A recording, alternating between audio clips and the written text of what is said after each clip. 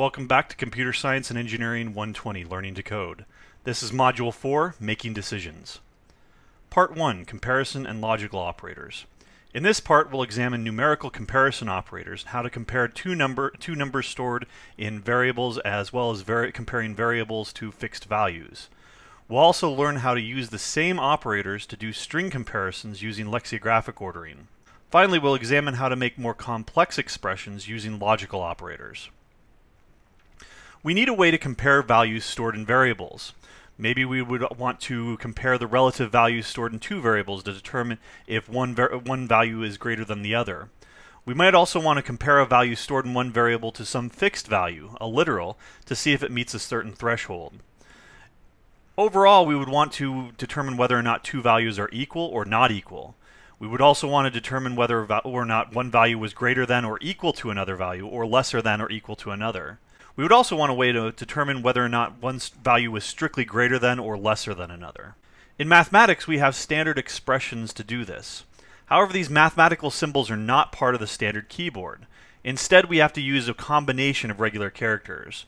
For example, the equals operator would be three equal signs. The inequality operator would be an exclamation point with two equal signs.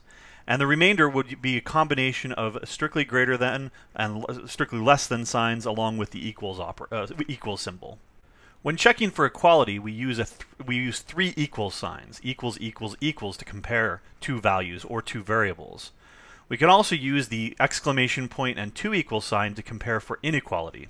Let's take a look at a couple of examples. Here I've set up three variables, x, y, z, and r. X has the value of 10, y has a value of 20, and z has a value of 10. R will be used to store the values of each of these expressions. To compare x and y, we use x equals equals equals y. Because the value stored in x is 10 and the value stored in y is 20, this should evaluate to false. We can also compare x to z, which do have the same values, which should evaluate to true. Likewise, we can use the inequality operator. This should evaluate to true. X is equal to z because they both contain the value of 10, so checking for inequality would evaluate to false. We can also compare a variable with a literal value. In this case, we check to see if x, the value stored in x, is equal to 10, which is true. Here we can compare the value of stored in y to 10. Because y stores 20, this will evaluate to false.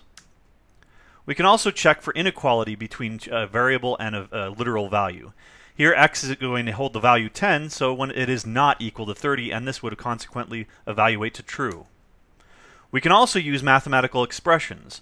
X plus y, 10 plus 20, would be equal to 30, so this evaluates to true. X plus z would have the value 20, which is equal to y, so this would evaluate to true. You could also use four inequality operators.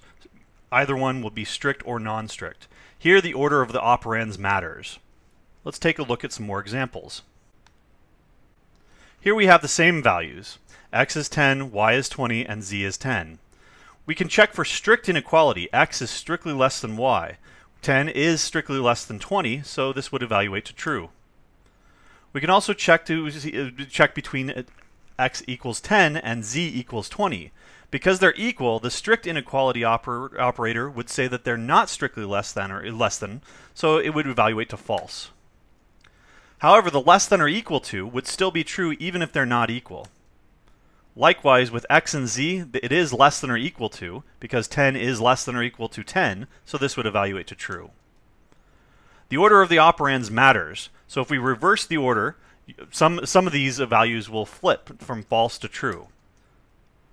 X is strictly greater than z is still false, though, because 10 is not strictly greater than 10. X is greater than or equal to y would evaluate to false as well. X is greater than or equal to z would still be true. We can also use these operators with a literal. So x is strictly less than 10 would evaluate to false. X is less than or equal to 10, however, would evaluate to true. Y is strictly less than 20 would be false. And we can use the same expressions as before. X plus z would have the value 10 plus 10, which is not strictly less than 20, so this would evaluate to false. However, 20 is less than or equal to 20, so this would evaluate to true. The same comparison operators can be used in conjunction with strings. The relative ordering of strings is lexicographic ordering. For full details, you can check out the ASCII text table at the following link. Essentially, numbers and letters are in alphanumeric order, so the usual 0 through 9 ordering, as well as the A through Z ordering. In addition, uppercase letters precede lowercase letters, and numbers come before letters, just as they would in a dictionary. Let's take a look at some examples. Here I've created 3 variables: apple with an uppercase A, apple with a lowercase a, and zebra stored in the variables a, b, and c. I can use the same operators to compare the values stored in these variables even though they're strings. A == b will evaluate to false because apple and apple spelled with an uppercase versus a lowercase letter will not be the same string. I can also compare them with string literals. A is equal to apple because they contain the same characters in the same sequence. So this evaluates to true. A is strictly less than B would be true because uppercase letters precede lowercase letters. So the uppercase apple, A apple, will come before the lowercase a apple. Likewise, we can use the less than or equal to operators. And that evaluates to true. C containing zebra does not come before B containing apple. Apple comes before zebra in alphabetic ordering, so this would evaluate to false. Among strings with the same prefix, the shorter one comes before the longer one. So in this case, apple comes before apples, just as it would in any dictionary. Finally, 52 apples would precede apple because numbers come before letters. The 5 would come before the capital A in the variable a. Logical operators give us a way to combine comparisons to create more complex statements. For example, we may want to check a range of value, whether or not the value stored in a variable x falls between 0 and 10, for example. We may also want to check whether or not condition A holds, or if condition B holds. We may also want to implement logic to check to see if a condition A and a condition B hold together at the same time. To do this, we can use one of 3 logical operators. The first one is the negation operator. We can negate any statement by applying this operator, which is simply an exclamation point. Very similar to the negation of the equality operator, where we use an exclamation point and 2 equal signs. In this small example, illustrates this. We've created 2 variables, a holding the value 10, and b holding the value true. The expression a is strictly less than 20 will be true because a holds the value 10.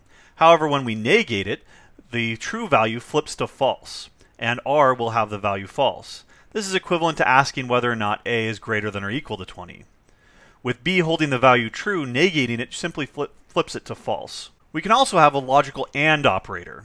The syntax here is to use 2 ampersands typed together, and it applies to 2 operands. This will evaluate to true if and only if both of the operands evaluate to true. Let's take a look at some examples. Here I've created the same 3 variables. A is holding the value 10, b is holding the value true, and r will be used to hold our result. A is greater than or equal to 0. That'll evaluate to true because 10 is greater than or equal to 0. Less than or equal to 10, that'll also evaluate to true. So because the left operand evaluates to true and the right operand evaluate to true, the entire expression evaluates to true. A == 10, that will evaluate to true. B holds the value of true, so the conjunction, or the logical AND of these 2 operands will be true. A is not equal to 10 will evaluate to false. Even though B is still true, one of the operands is false, and the consequence will be that this evaluates to false. A is still equal to 10, so the first one is true, but now the second one is false because we've negated it. So this will also evaluate to false. The logical OR operator is similar in syntax, but uses 2 vertical bars. It also applies to 2 operands. It evaluates to true if either operand is true, or in the case that both are. Let's take a look at some examples. A == 10 is still true. B is also true. Even though both operands are true, it still evaluates to true because we're using an OR operator. A is not equal to B, that would evaluate to false, but B still holds the value of true. Only one operand has to be true. In this case, the second is, so this evaluates to true. A is strictly less than 0 is false. A is strictly greater than 10 is false. So now both operands are false, and the result of an OR operation is also false. A is equal to 10, or not B. B holds the value true, so negating it would give it a value of false. However, the first operand is still true, so this would evaluate to true. A is not equal to 10, or not B. The first operand is false, and the second operand is now false, so both of the logical OR of this would also be false. Similar to arithmetic, where multiplication and division is done before addition and subtraction, logic has its own rules of precedence. In particular, any negation operator is evaluated first. Then any AND operator is evaluated. Finally, any OR operator is evaluated. Therefore, the following two statements are not equivalent. In the first statement, we've put parentheses around B or C, giving it an artificially higher order of precedence. In the second one, we've taken A and B or C. Because the AND operator is evaluated first, A and B would be evaluated. The result of that would then be ORed with C.